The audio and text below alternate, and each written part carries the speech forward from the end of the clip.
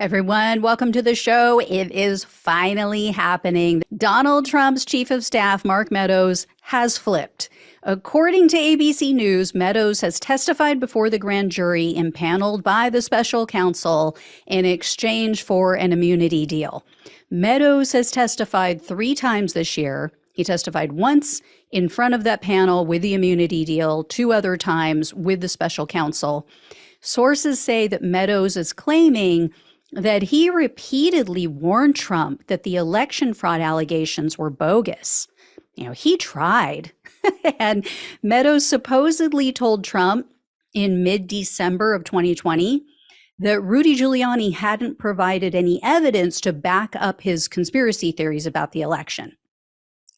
ABC points out that his testimony stands in stark contrast to the public statements that Meadows was making at the end of 2020, and even since Biden took office. Also, what he wrote in his own book. And the sources tell ABC News that Meadows told federal prosecutors that Trump was being, quote, dishonest when he made statements in the hours after the polls closed in November of 2020, saying that he won. Remember when Trump said, frankly, we did win. So now he's saying, yeah, I think Trump was being dishonest. You think? And according to one source, Meadows told the special prosecutors team, quote, obviously we didn't win. However, Meadows also told the special prosecutor that Trump never admitted the truth to him. So according to Meadows, Trump never conceded privately that, yeah, I know we didn't win, but I'm just saying that I did. Doesn't really matter, right? I mean, if everyone around him is telling him, you didn't win, there's no evidence, you can't claim willful ignorance. That is not a defense. It's not viable in court. Meadows is also said to have told the special counsel that to date, he personally hasn't seen any evidence of fraud significant enough that it would have changed the outcome of the election. And he claims that he wanted to resign many times over the election fraud claims, but he says he just wanted to be there to ensure a peaceful transfer of power. Yeah, that's what he said. Seriously. We're supposed to buy that when we know what Cassidy Hutchinson, Pat Cipollone, so many other people have said about what went down on January 6th and how Meadows sat on his ass and refused to say or do anything. When he heard that the crowd had weapons, he did nothing, wouldn't even look up from his phone. When he heard that the Capitol had been breached, that people had weapons in the Capitol, wouldn't do anything. Pat Cipollone literally had to go tell him, people are going to die and the blood is going to be on your hands. That was the only way he could get him off of his couch to take any action. Now, one thing that Meadows did admit to, which is not flattering, is that he doesn't believe everything that was written in his own book. So, for example, he told the special counsel there's a part in his book that he doesn't believe, which reads, quote, our many referrals to the Department of Justice were not seriously investigated. Maybe write your own damn book. Maybe do that like some of the rest of us have. All right, instead of outsourcing it to a ghostwriter and being lazy. Anyway, Meadows conceded that the Justice Department did take the allegations of fraud seriously, and they fully investigated all of them.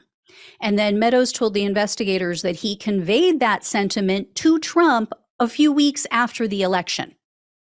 So Trump knew everything was being investigated. It was being done above board. They're not finding anything. Over and over and over again. Remember, Trump paid 2 different outside groups millions of dollars to investigate, and they found nothing. So another thing that Meadows confirmed was the call that Trump had with Congressman Kevin McCarthy. You guys will remember this. This was during the Capitol attack, and McCarthy called him and said, call off your people. You need to stop this right away. Some people are going to get hurt, blah, blah, blah.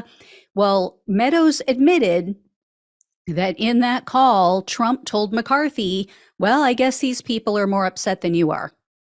However, Meadows now claims that Trump was very concerned on January 6th. He said, especially when he heard that someone was shot. He was very worried about all of it. So I don't buy that for a second, but under Meadows' immunity deal, nothing that he shared with the special counsel can be used against him. So this is why I think that the special counsel is planning to bring a case against Trump's unindicted co-conspirators, because why else would Meadows cave like this? Right? If he's not planning to bring one, he's at least pretending like he is. I think Jack Smith has been putting pressure on all of these people privately. I think he's trying to get them to talk without putting them out there to the public, because then they'll get pressure from Trump and all of his allies and all of his supporters.